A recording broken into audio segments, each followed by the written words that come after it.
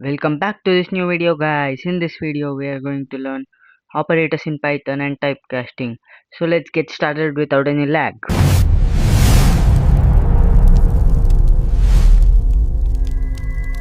So before we dive into operators and typecasting, uh, let us practice some input and output operations, and let me also tell you what are comments and f strings. So for that we will make a new file named as io input and output. So in last class I have told you how to print our outputs, right?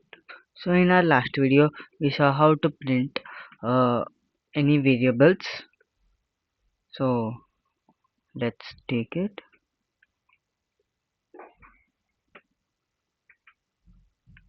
Control V, and we will run it. And yes, it is running. So now let's see what are the various ways and what are f strings, why does it exist. Let me answer you all of those questions. So firstly, this is how we print our variable. When we are mentioning something in double quote, it is considered as a string and it is given output as it is. But when we remove these double quotes, it will search for this variable name and it will find it and it will take the value of that variable, and then we will be getting this that value. So this is how it works. So if we want to print something big like this, then we have to write our statement in double quotes, then a variable, then double quotes. So after running this we will be getting, hi, I am Donald Trump, I am 20 years old and from America. And for example, if we change this to, then, hi, I am Putin. So you can see the changes, right? So this is why use variable, so we can uh, change the value whenever required. And this is how we used to print something big that we required. Before we had f strings. Let's learn f strings. Before learning f strings, so the feature f string, or also known as formatted strings, these were introduced in Python 3.6 and these are very useful. So in formatted strings we can print this easily just by putting f in front of the double quotes and mentioning our variables in curly brackets.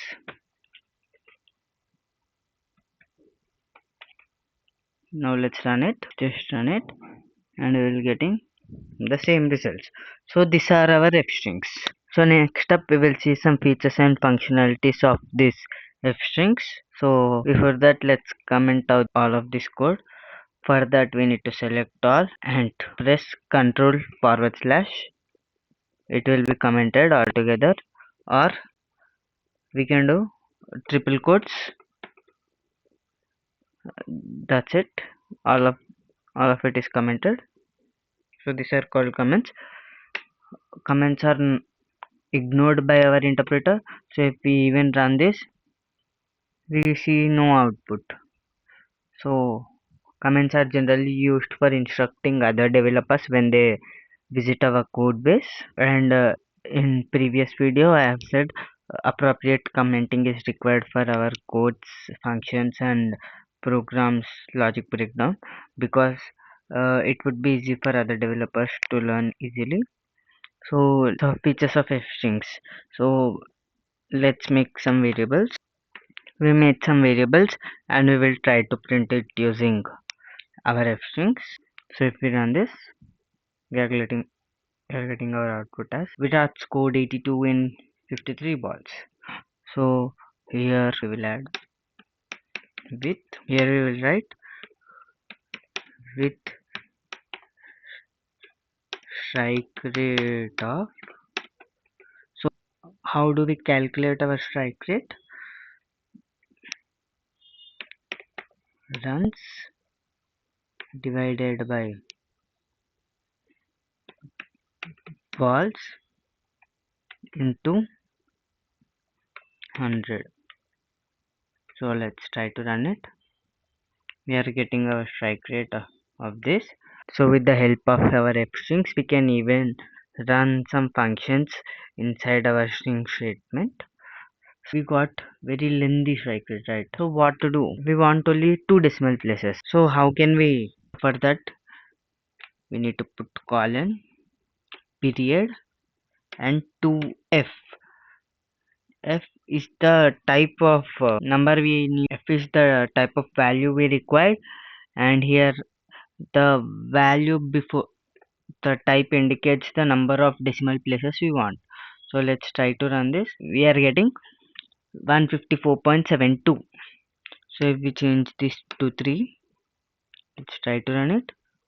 We are getting 154.717. And yes, uh, as this value indicates to how many decimal points we will be rounding off, this letter indicates what type of value it will be, as here f indicates that the number is float.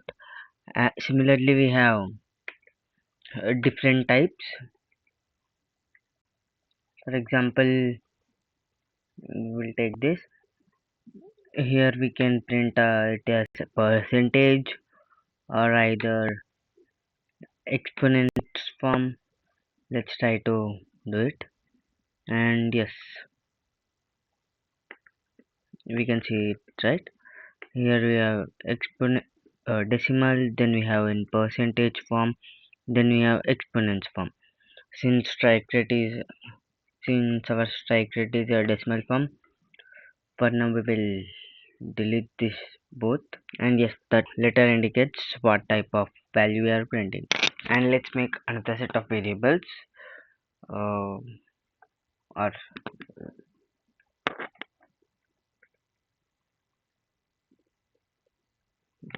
this is our number and this is the number we are getting after rounding off.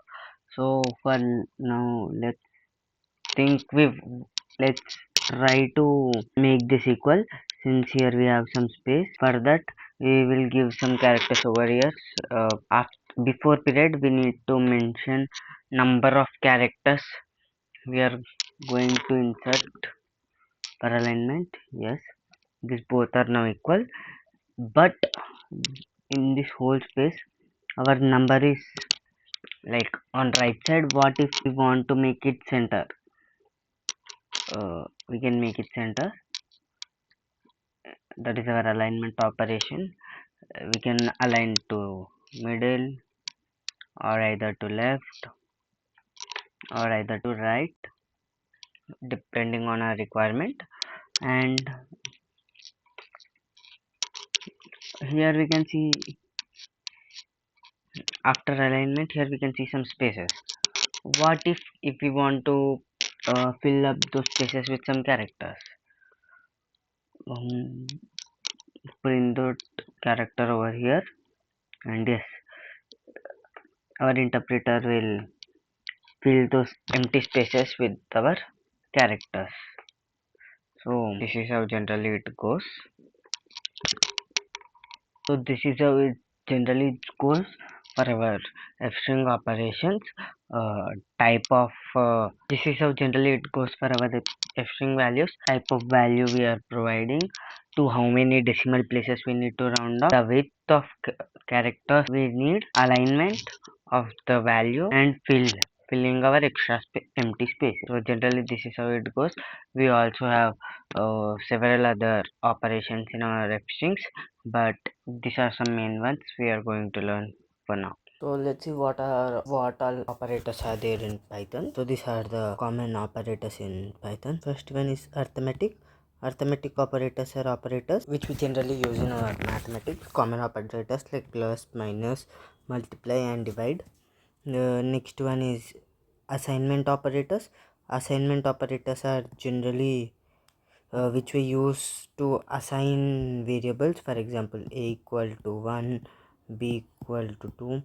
Assignment operators which we use to assign. Comparison operators, as name suggests, help us to compare two values, like a is greater than 2, 2 is greater 2 is less than 3, and logical operators and or not. We will check all of these operators one by one. So let's go back to our IDE. So let's make two variables. A is equal to 5 and B is equal to 10, and we will run various arithmetic operations on them. Try to run our subtraction and multiplication operator, and yes, if we are getting our answer. And this is our operator for integers. We will get our absolute values. uh, Here we got after dividing 0.5, but here we will get rounded off numbers, that is 0. These were our arithmetic operators. So we will next continue with our assignment operators. As the name assignment suggests, we use this operator to assign the values to our variable. We will see from here, line 35. We are assigning the value of 2 to variable a, and after that a will store that value and we will print it through our print function. And after that we are having increment function, shortened increment function, that is nothing but a is equal to a plus 2, which simply increases the value of a by 2. And this is a shortened decrement function, this is multiplication. So first let's run this. uh, Here we assign 2 and we are printing it, so our first output is 2, and then increasing the value of a by 2, so we are getting 4. Then after printing it we will get 4. We are decreasing the value by 3, so we are getting 1. And then after that we are multiplying the value by 5, so we are getting 5. So let's for example, it's not compulsory to increase it by 2, we can increase it by anything, like for example 10, and we will decrease it by 7, and we will multiply it by 50. So let's try to run it. Yes, 2, then we are increasing it by 10, so we are getting 12. Subtracting it by 7, we are getting 5, and multiplying by 50 we are getting 250. So these are our assignment operators. Next up we will see our comparison operators. As the word comparison suggests, these operators are used to compare our variables. So normally making some variables, three variables, and assigning some values. We will print them. Let's see, we'll print them line by line. And then here, first type of variable, equality first type of operator, equality operator. This operator checks if our variables are equal or not. So let's see, we are printing the values of variables, assign the values to our variables, then we printed values of our variable, a little space for better readability, then checking if they are equal or not. Virat Kohli is equal to AB de Villiers. Since both are equal, we are getting true. And in second case, Virat Kohli is not equal to Chris Gayle, so we are getting false. Next, greater than and less than operator. Uh, as we learnt in our basic primary school mathematics, greater than and less than indicates which variable has highest number. Virat Kohli is greater than Chris Gayle, false, because 100 is not greater than 175. And Virat Kohli is less than Chris Gayle, true. Oh, false and true. Next, we are comparing same variable with AB de Villiers. We will see, but in this both case false, because both of them are actually equal. So here we have greater than or equal to.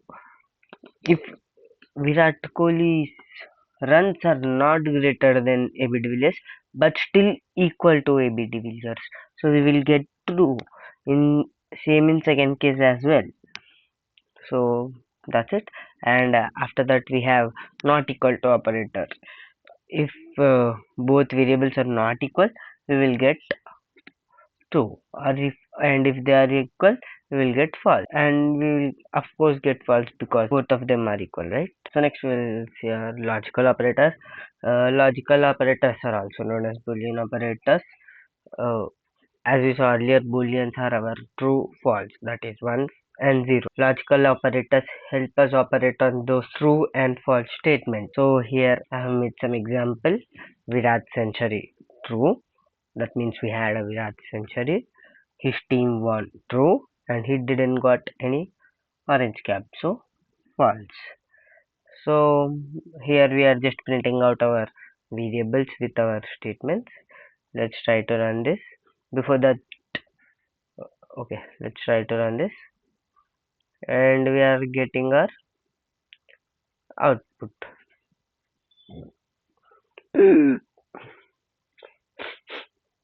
So let's understand what is happening over here. This is a truth table, which is our table that helps us in understanding this operator. This is our AND table. We have OR, NOT. So this is table for our AND. If both statements are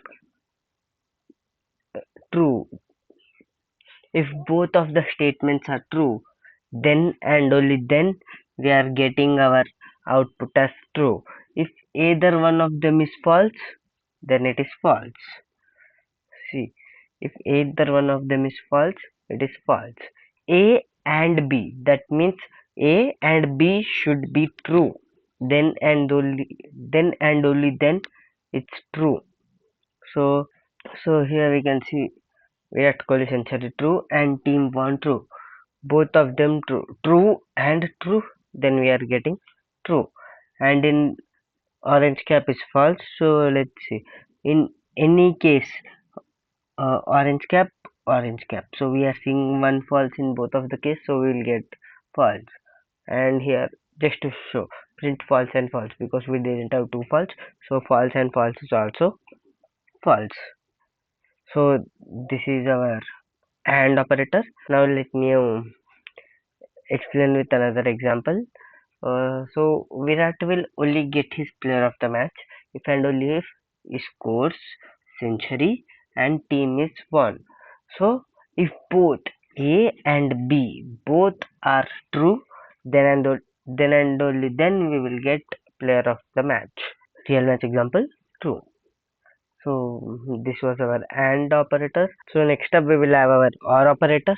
Or if either A or B, either one of it is true, then the whole statement will be true. Here, let's see, true and true, true, true and false, true, false and true, true, but false and false is false.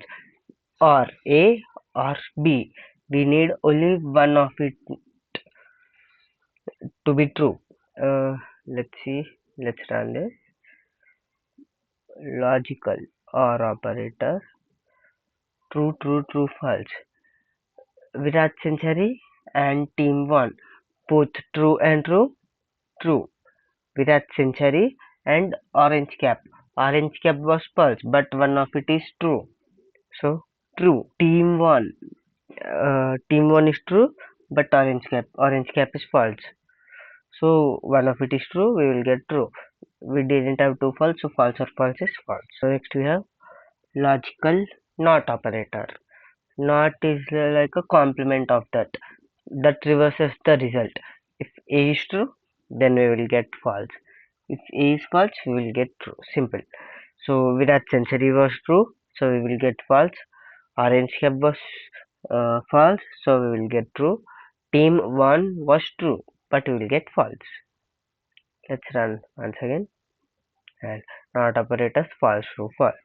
So this were our all all of the basic operators. So that was it with our operators.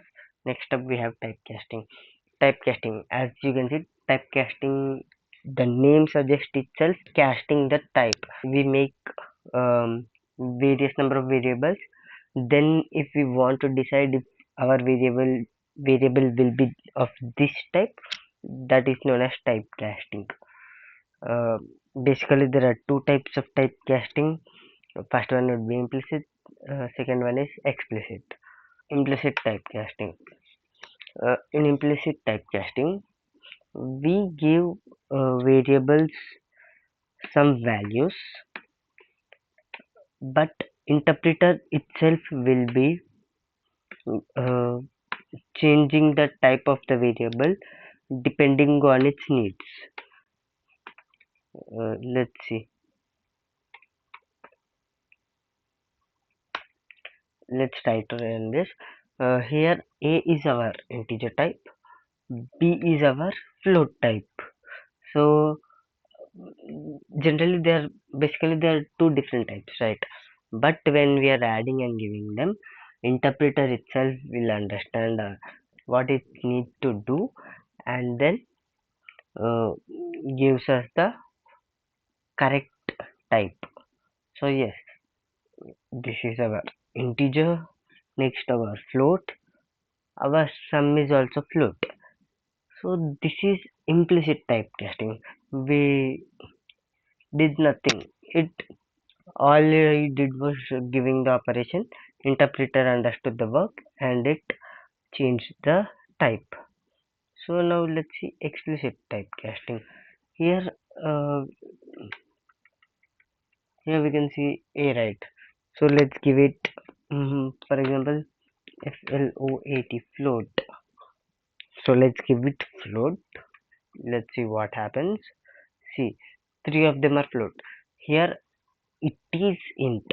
It is our integer, but we are forcing it to convert into float. This is known as explicit typecasting, where we are forcing variables to change the type. Where is our implicit and explicit typecasting?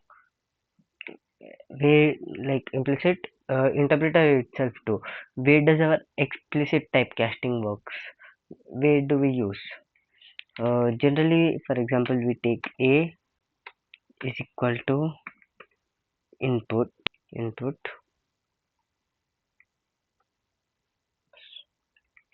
So here with I wrote this code. Let's see what happens. uh, Here we will give input to this variable and see what type it is. 55, and it is string. So if we even run this once again, let's give it 12.5. It is still string. So in input, the input function always takes in the value as string type. So but if we want to do something like, if we want to take two numbers,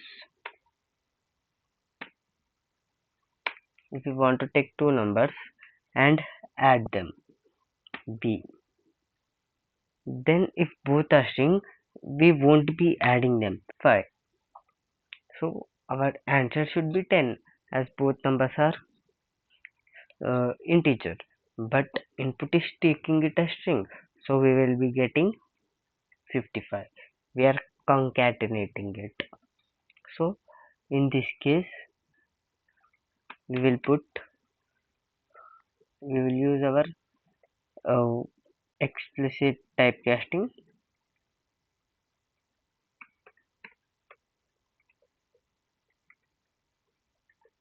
and let's try to run this.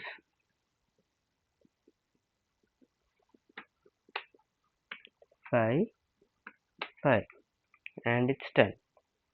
So this is how we use our typecasting, and that's it.